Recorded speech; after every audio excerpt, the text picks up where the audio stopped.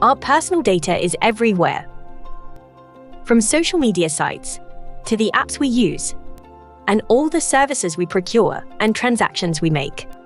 There is data that we ourselves have stored on local devices, as well as cloud data, and data that companies have collected on us. If this data is lost, stolen, destroyed, corrupted, or accessed by someone else without proper authorization, it can be detrimental to our interests. For example, a company finds that hackers have been able to access client accounts and steal their personal information. Or an account manager accidentally emails an offer letter with Claire Smith's details to Claire Smith.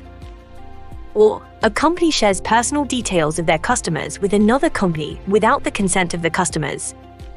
Or an examiner loses her notes on various candidates and later fills them in based on her recollections and assumptions. All such personal data breaches must be taken seriously. The penalties for failing to do can be very harsh. Let's consider Nick, who has lost his laptop containing personal data on thousands of individual customers on the train to work. Nick does the right thing. He immediately reports the loss to his manager. Every minute is precious in a situation like this. But Nick's worst fears are realized when IT security discovers that the laptop was missing critical security features to encrypt the data. So, the company now has a full-blown breach of personal data on its hands.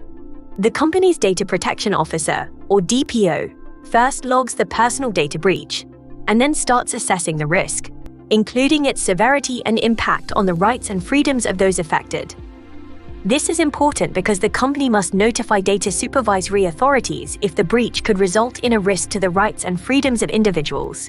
For example, if unauthorized access to the data could lead to discrimination, reputational damage, financial loss, emotional distress, embarrassment, or social exclusion. Unfortunately, Nick and his manager revealed that the laptop has sensitive personal data, which might lead to such material or emotional damage if made public. Given this risk, the DPO rushes to notify the Data Supervisory Authority.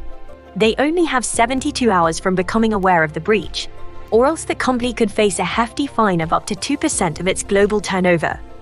However, the case can't be closed at this point. Various teams are working around the clock to recover the laptop.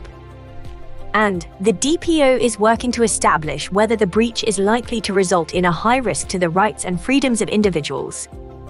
If this is the case, the company must inform all the individuals concerned directly without delay. But whilst this is going on, IT team announces a breakthrough. Whoever picked up Nick's laptop managed to switch on the laptop and log in. This means Nick's password was likely very weak. IT security jump on this tiny window of opportunity, and since the laptop is connected to the internet, they manage to remotely wipe the data via software the team preemptively install on every portable device. In this case, the company manages to save the situation and doesn't need to contact individuals. But there are a lot of lessons to learn for Nick and his team.